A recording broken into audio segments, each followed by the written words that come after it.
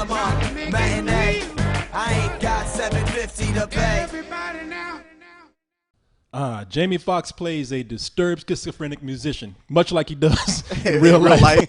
Well, he's a virtuoso violin, cellist, French horn player, so I guess not. Yeah, and harmonica. Don't forget harmonica. I forgot harmonica. Wait a minute. He's a homeless guy who plays French horn and harmonica? Yeah, if he could just sell his orchestra section, he'd fine. He could afford a house. Well, this is all actually based on a true story. And it actually, for once, like this doesn't turn the way you expect it to. You know, you go into this expecting it to be like this healing story of like, you know, oh, he's going to get over his schizophrenia and life will be great.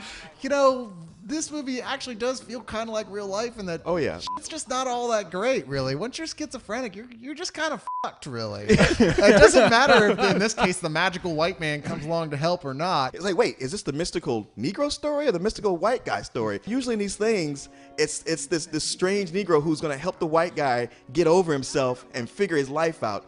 But there's Robert Downey Jr. trying to help Jamie Foxx get his life together. This is directed by Joe Wright, who did Atonement, one of my favorite movies, as you pointed out. Yes. It's basically Robert Downey Jr. is a reporter for the LA Times. LA Times, who's like an op-ed piece type of guy. And he just stumbles across Jamie Foxx's character, who's playing violin out underneath a statue of Beethoven, which I'm not sure why that's in LA, but there you go. And he starts going, wow, maybe there's a story here. And it turns into this, there's a story here about this guy who went to Juilliard, had a lot of potential, but he was really schizo. Well, how do you think we found Carlisle? That's true. I remember that day.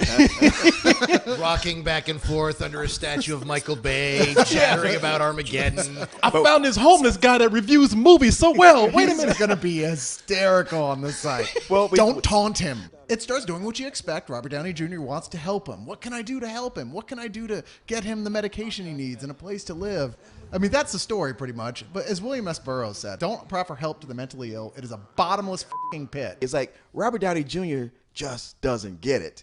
He tries really hard, but he keeps getting mad at him like, come on, man. I got a piano teacher ready to help you out. Get your shit together and let's go.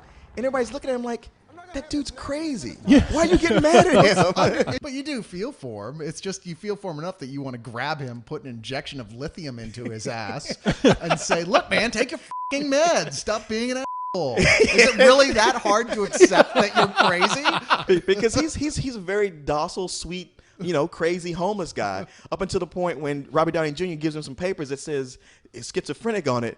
He loses his mind. Yeah. And he's like, he's about to choke Robert Downey Jr. to death. It's like, suddenly he becomes deadly. It's like, oh, yeah. What's wrong? What's this business about me having a schizophrenic? It's legal jargon. It says that I have a schizophrenic mind. I do not. That's not what I think. Nathaniel, they try to put people in a... I'm not going anywhere. And the good news is it has nothing to do with... Where you say go, I go where I want to go. Okay. You don't put me away, Mr. Lopez. You don't put me away. Okay. You got top-notch actors throughout this thing. A guy I really liked is Nelson Ellis. And here he's David, the guy who runs the homeless shelter. And this guy, he's a new guy. He's awesome. I was like, man, I want to see him in more stuff. He's sick and he needs medication, and you have a team of doctors here. Tell him to sit down with him.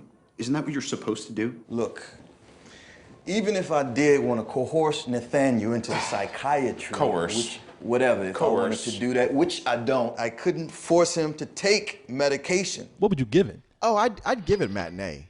Okay. I mean, it's the kind of movie where if I rented it, I'd be like, wow. But if I saw it at matinee, I'd be like, hey, that was good. That was worth my money. Yeah, it's a low matinee mainly because of the performances, and it's a shame it couldn't have just, I don't know, gotten a better editor, I guess. They turned this whole like white journalist rescuing a black talented homeless man to a genre. We got this. We got Resurrecting the Champ.